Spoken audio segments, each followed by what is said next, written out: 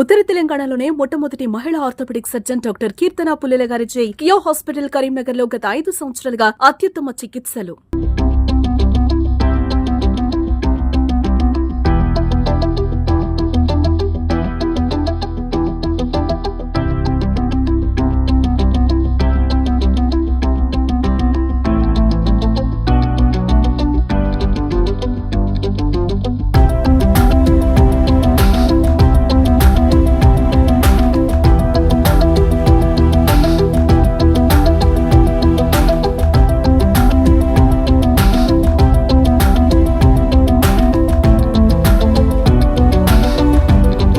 నమస్తే, welcome to Suman TV Karimnagar. నేను మీ అనిల్. ప్రపంచ ఆరోగ్య దినోత్సవం సందర్భంగా కరీంనగర్లోని IMA ఇండియన్ మెడికల్ అసోసియేషన్ ఆధ్వర్యంలో ఈరోజు ఒక మీటింగ్ కండక్ట్ చేయడం జరిగింది. అదేవిధంగా డాక్టర్లు అందరూ కలిసి కూడా ఇక్కడ బ్లడ్ డొనేషన్ క్యాంప్ కూడా ఏర్పాటు చేయడం జరిగింది.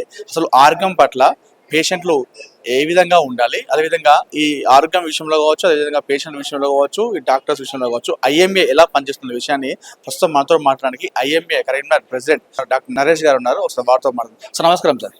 సార్ ఈరోజు వరల్డ్ హెల్త్ డే సందర్భంగా మీరు ఏం చెప్తారు? ఈ ఆరోగ్యం గురించి ఎలా ఉండాలంటే ఏం చెప్తారు? ప్రతి సంవత్సరం WHO వరల్డ్ హెల్త్ ఆర్గనైజేషన్ ఒక థీమ్ పెడుతుంది. ఇది పబ్లిక్ హెల్త్కి. ఆ ఇయర్ మొత్తం ఆ థీమ్ మీద పనిచేసి వాటి మీదనే ఫోకస్ చేసి ఫండ్స్ దగ్గర నుండి అడ్మినిస్ట్రేషన్ దగ్గర నుండి అందరు దాని మీదనే పనిచేసి దాంట్లో ఇంప్రూవ్మెంట్స్ తీసుకురావడం కోసం ప్రతి ఇయర్ పెడుతుంది. ఈ ఇయర్ ఏంటంటే హెల్తీ బిగినింగ్స్, హోప్ఫుల్ ఫ్యూచర్స్. అంటే ఏంటిది హెల్దీ బిగినింగ్స్ అంటే ఏంటిది? ఇప్పుడు తల్లి, ఇప్పుడు మనం చెప్తాం ఏ ఇంట్లో అయినా కానీ తల్లి బాగుంటే పిల్లలు బాగుంటారు, ఆ ఇల్లు కూడా బాగుంటుంది. సో తల్లి ఆరోగ్యం అయితే ఎప్పుడైతే ప్రెగ్నెంట్ అయిందో ఒక పేషెంట్, ఒక లేడీ ప్రెగ్నెంట్ అయినప్పటి నుండి ఆమె ఆరోగ్యానికి సంబంధించింది అంటే మెటర్నల్ మోర్టాలిటీ రేట్ అనేది మనకు ప్రామాణికం. అంటే ప్రెగ్నెంట్ ఉమెన్ చనిపోవడం అనేది లెక్కకు తీసుకుంటారు. ప్రతి 1,00,000 మందిలో ఎంతమంది చనిపోతున్నారు ప్రతి సంవత్సరం అనే దాన్ని తీసుకొని దాన్ని తగ్గిస్తూ పోతే ఏమైతుంది, ఆటోమేటిక్గా మదర్స్ హెల్త్ ఇంప్రూవ్ అవుతుంది. అలాగే బేబీస్ అంటే పుట్టిన పిల్లలు కూడా నియోనెట్స్ అంటారు. పుట్టిన పిల్లల్లో కూడా ఇప్పుడు ఇంతకుముందు డాక్టర్లు కూడా చెప్పారు మీకు, 1000 మందికి 40 మంది మన దేశంలో చనిపోతున్నారు. ప్రపంచవ్యాప్తంగా ఓన్లీ 17 మందే చనిపోతున్నారు. అది ఇప్పుడు 30 దగ్గర ఉంది. దాన్ని ఇంకా తీసుకురావాలి సింగిల్ డిజిట్స్ అని గవర్నమెంట్ ట్రై చేస్తుంది. సో ఈ సంవత్సరం ఆ థీమ్ ఉంది కాబట్టి దాన్ని మన ప్రభుత్వమును దీన్ని యాక్టివ్గా తీసుకొని ముందుకెళ్తే డెఫినెట్లీ వాళ్ళు సింగిల్ డిజిట్. దానికి మా ఇండియన్ మెడికల్ అసోసియేషన్ తరఫున పూర్తి సహకారం ఉంటుంది. దాంట్లో భాగంగానే ఈ సోషల్ కనెక్ట్ అంటే కమ్యూనిటీ కనెక్ట్, జనాలకి మా పబ్లిక్ IMA దగ్గర అవుతుంది అని దగ్గర ఉంటుంది.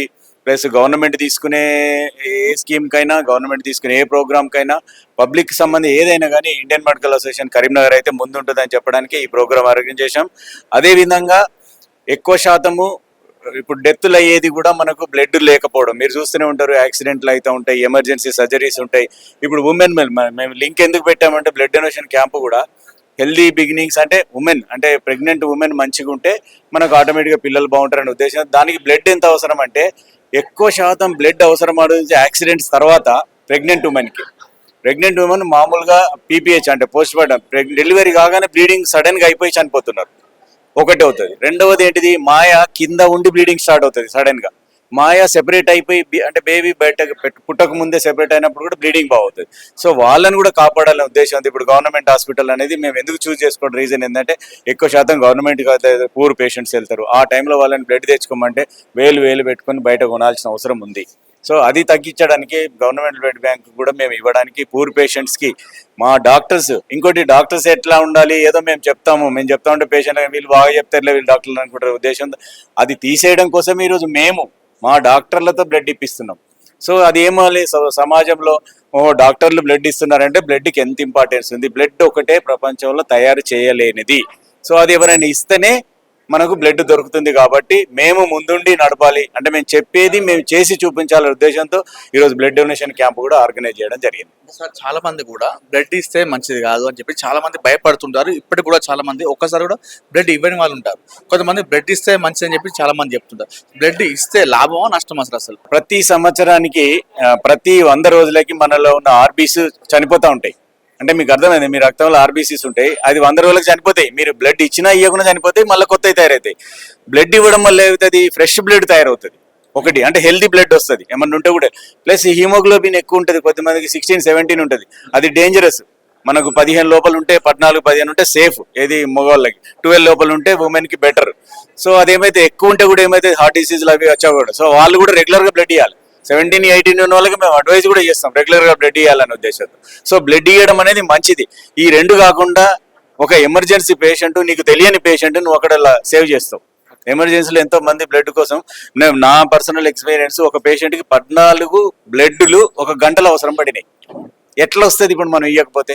సో ఆ టైంలో వాళ్ళు ఇచ్చి ఉన్నారు కాబట్టి ఆ బ్లడ్ బ్యాంక్ నేను చెప్పడం జరిగింది కాబట్టి అన్ని మాకే ఇచ్చిండ్రు. ఆ రోజు పేషెంట్ బతికింది టేబుల్, లేకపోతే ఆన్ టేబుల్ డెత్ డిక్లేర్ చేసిన కేసు. ఇంకొకటి సోషల్ గా కూడా వాళ్ళకు ఒక ఎలివేషన్ వస్తుంది. అంటే ఒక బ్లడ్ డొనేషన్ పేషెంట్ ని ఒక అబ్బాయి కానీ అమ్మాయిని కానీ చూడడంలో కూడా రెస్పెక్ట్ వస్తుంది. వాళ్ళకు కూడా ఒక సాటిస్ఫాక్షన్, మేమేదో చేశాము, సమాజానికి మేమేదో చేశాము, ఒక మనిషిని, నాకు తెలియని మనిషి ఎవరో నేను బ్లడ్ ఇవ్వడం వల్ల బతుకుతాడనే సాటిస్ఫాక్షన్ అనేది ఉంటుంది. సో అందరు బ్లడ్ ఇవ్వాలి. 3 monthsకి ఒక్కసారి బ్లడ్ ఇవ్వచ్చు. 3 monthsకి ఒక్కసారి బ్లడ్ ఇవ్వచ్చు. సార్ మీ అండర్ లో ఈ ఐఎంఏలో ఎలాంటి ఏమైనా మార్పులు తీసుకురాబోతున్నారా? కొత్తగా ఏదైనా విప్లవాత్మక మార్పులు ఏమైనా తీసుకురాబోతున్నారా? మేము చేస్తున్నాం కదా, ఇప్పుడు మీరు చూస్తున్నారు, చాలా యాక్టివిటీస్ చేస్తున్నాము మేము. టీబీది కూడా మీరు చూసారు, టీబీది అవేర్నెస్ చేశాము, ఎయిడ్స్ అవేర్నెస్ చేశాం. అంటే కమ్యూనిటీకి, ఈ సొసైటీకి ఏదైతే మా ఐఎంఏ ద్వారా అవసరమో అవన్నీ మేము ప్రతిదీ క్యాలెండర్ పెట్టుకొని మరి మా స్టేట్లోనే ఇప్పుడు కరీంనగర్ దాంట్లో ముందుంది ఈ యాక్టివిటీస్ చేయడంలో.